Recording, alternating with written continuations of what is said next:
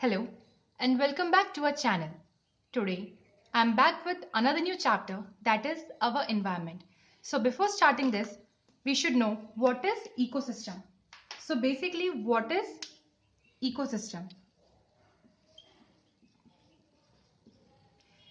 Ecosystem is a system where biotic components as well as abiotic components interact with each other. So what is biotic? Biotic components means the living ones, the living organisms. And abiotic components means the opposite, like non-living organisms. Clear? So what is ecosystem? Ecosystem is a system where biotic components and abiotic components interact with each other. That is known as ecosystem. Clear? Now, there are two components of ecosystem. What are the two components? Same, that is biotic component and abiotic component. So what comes under biotic components? Like I said, living, so plants, animals, protista, etc. You can add fungus in this, you can add bacteria in this. These all living organisms comes under biotic components. Now we are talking about abiotic. So in abiotic, all the non-living, so water, soil, light and all the minerals comes under abiotic components, and abiotic means non-living. Clear? So what is ecosystem? Ecosystem is a system where biotic plus abiotic components interact with each other. Clear? Now what are the two components of ecosystem? That is the biotic components and abiotic components. In biotic components we have plants, animals, fungus, bacteria, protista, etc. And in abiotic we have soil, water, light, minerals. Clear? Now the next topic is our next topic, that is food chain. So basically, what is food chain? Food chain is nothing but a series. ठीक है? Food chain is nothing but a series of organisms in which one organism eats or is eaten by another organism. Clear? What is food chain? In food chain is a series in which one organism eats or is eaten by another organism in respect to get energy as well as nutrient. Clear? So here we can explain it with this definition that a food chain is a series of organisms that eats or is eaten by one another so that energy and nutrients flow from one to the next. For this, the example is a grass is eaten by a grasshopper, right? Same, the grasshopper is eaten by the frog.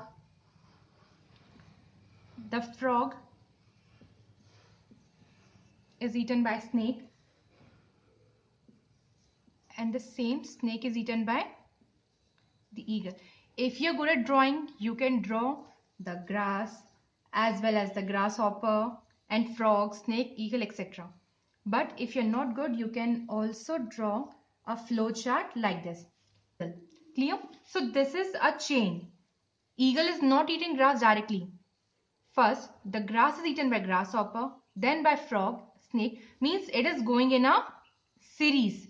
The series followed by these organisms is known as food chain. Now, our next topic is trophic level. So what is trophic level? Trophic level are the different levels in a food chain. Clear? What is trophic level? Trophic levels are the different levels in a food chain. So we can write that each step or level of the food chain forms a trophic level, as I said before. Or we can also say that the energy we know that energy is produced in food chain. So the energy in a food chain passes from one trophic level to the another. Clear? We can also say that the energy in a food chain passes from one trophic level to the another. Clear? So there's the diagram for the trophic level. As we already know that grass comes on a producer. What is producer? The one who produces. And who is consumer? The one who consumes. Clear? So grass is the producer here. Then grasshopper is the primary consumer, secondary consumer, and the third, that is tertiary consumer. Clear? These are the trophic levels. In this, see, the energy is increasing step by step. Means if we have 10% energy here, then here it will be 20, then so on. है ना? So the energy is increasing step by step by the level. So this is the trophic level. We know that producers are known as autotrophs. Autotrophs. The primary ones are known as herbivorous, the ones who eat only green plants. The third one is primary consumer. Sorry, primary carnivore.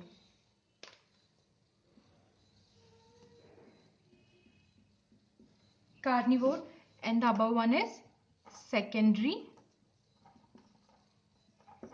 carnivore. We can write like this also. So here we can use this definition as each step or level of the food chain forms a trophic level, or you can also write that the energy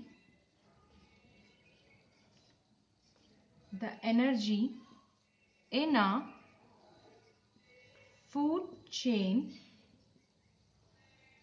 passes from one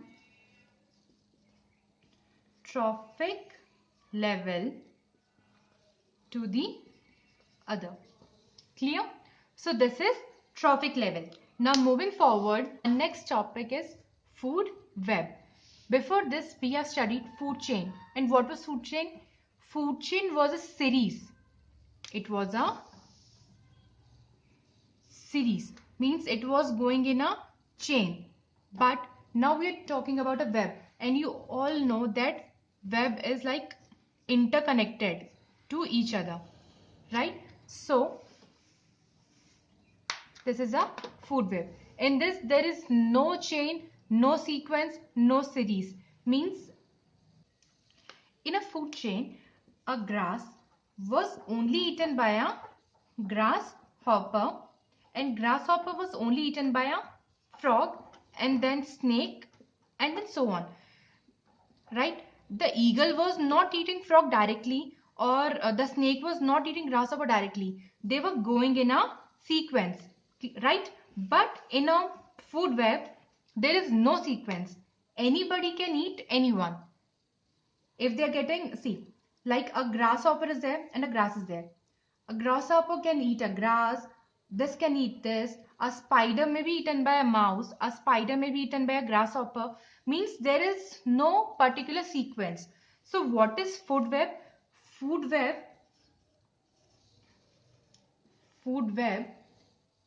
is a network of food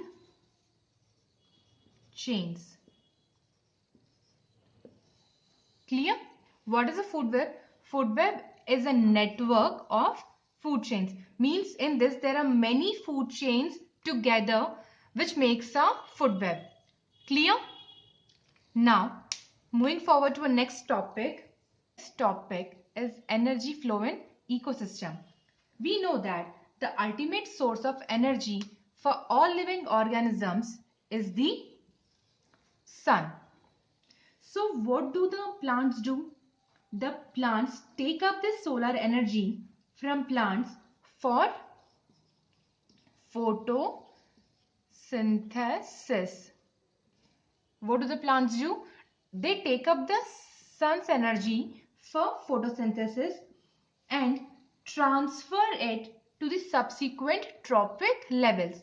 We have studied earlier the trophic levels, right? So what is happening here?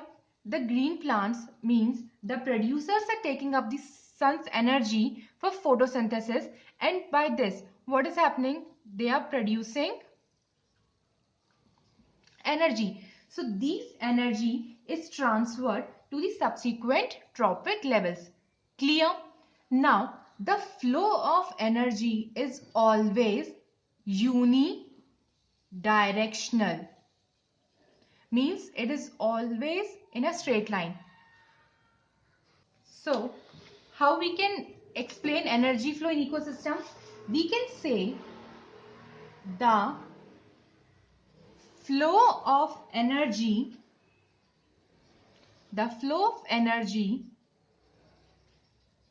between various components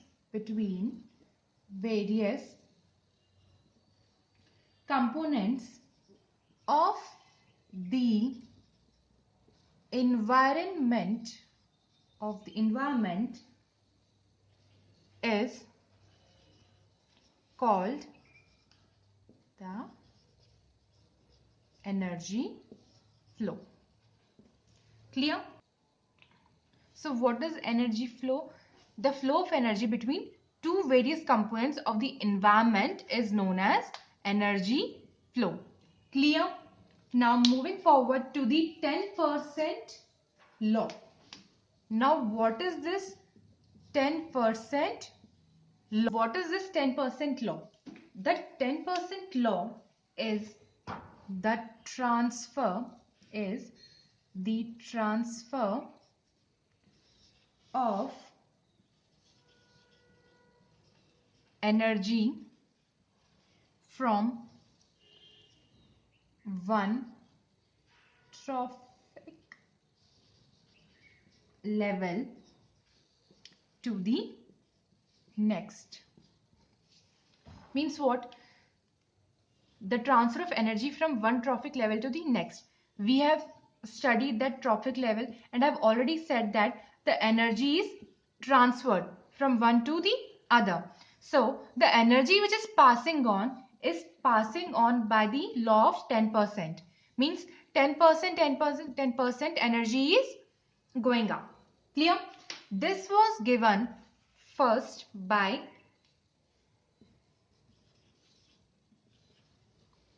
Raymond Linneman in the year 1942. He discovered this 10% law. So here, see what is happening during the transfer of energy from the organic food. What is happening here? See, the producers have taken the solar energy from the sun. With the help of that solar energy, they have they have performed photosynthesis and prepared this organic food. So what is happening? The energy transfer from this organic food is transferred from one trophic level to the next, but only by the 10% of it. The producers have taken the energy with the help of photosynthesis. They have converted with the help of photosynthesis. They have made their food, that is the organic food. So from this organic food, they had energy. So what is happening? The energy is transferred from one trophic level to the next, only that is 10%. Means if 100% of the energy is produced, out of it what is happening? Some is lost as heat, some energy is lost as flesh, and only 10% of the energy is going forward. Understand? Here what is happening, that producer have produced 10,000 kilocalories. So when these producers are eaten by the rabbit, only 10% of the energy is passed on to rabbit. Clear? So see, now if the rabbit is eaten by snake, again from rabbit only 10% of the energy is passed on to snake, and same with like eagle. So only 10% of energy is passed on. Clear? Means at each trophic level only 10% energy is passed on. So this is the flow of energy. What is it saying? That the flow of energy between various components of the environment is known as flow of energy. But in this, the flow of energy is only 10%. Means 10%, 10%, 10% energy is passed on to each trophic level. Clear? Now, the trophic levels we have studied. The trophic levels can only be 4 or 5. They cannot be more than 5. Like, see, this is a trophic level diagram. So these trophic levels can only be 4 or 5. They cannot be more than that. Why? Can you guess? Because of this 10% law. See, at every trophic level, only 10% of energy is transferred. So, by the time it will reach to third or the fourth level, only very less energy will be left. Right? Only very less energy will be left. So, for the fourth and the fifth, means for the fourth or fifth, there will be no energy. Right? So, only 4 or 5 trophic levels can be there, not more than that. Clear? Now, what is biological magnification? So, biological magnification is the increase in concentration of non-biodegradable toxic chemicals. You know, non-biodegradable means the ones which never get broken down. So, what happens? These biodegradable toxic chemicals just keep on moving from one level to the another level. Clear? So, why does biological magnification occurs? It occurs because some toxic substances don't get broken down or are filtered from the body. See, what happens here is that there is a fly and it might contain some toxic materials. So what happens, that if this fly is eaten by a small fish, then the toxic materials from this fly will also be transferred to the small fish, right? Means it has 2% toxic material, then after going the small fish, it will be 4%, right? And this small fish is eaten by a big fish. So 2 plus 4, 6% of the toxic material is transferred to this big fish. Same. Now, who is going to eat this big fish? We, the humans. So, we have the overall 10% of the toxic material. So, what happens here is that with each trophic level, these toxic substances are going on passing with the double rate. So, what is occurring? This biological magnification. Let me give you another example, like, see, if the grasshopper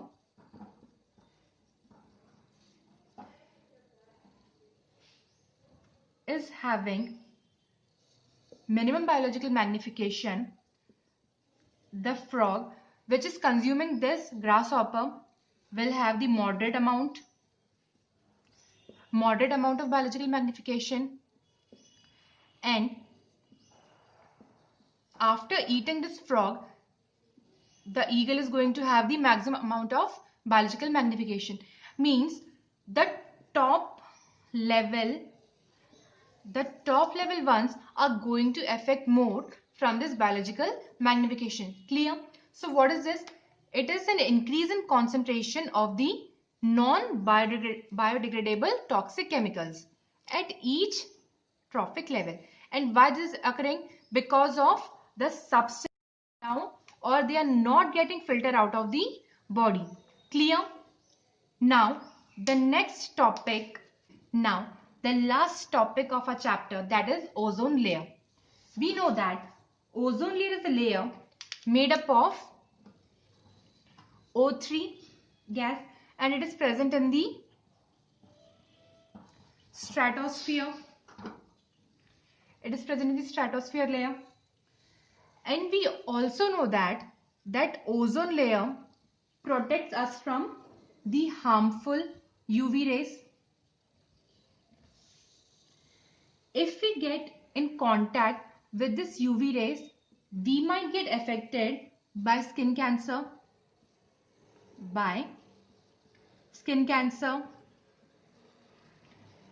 cataract, the decrease in plant productivity,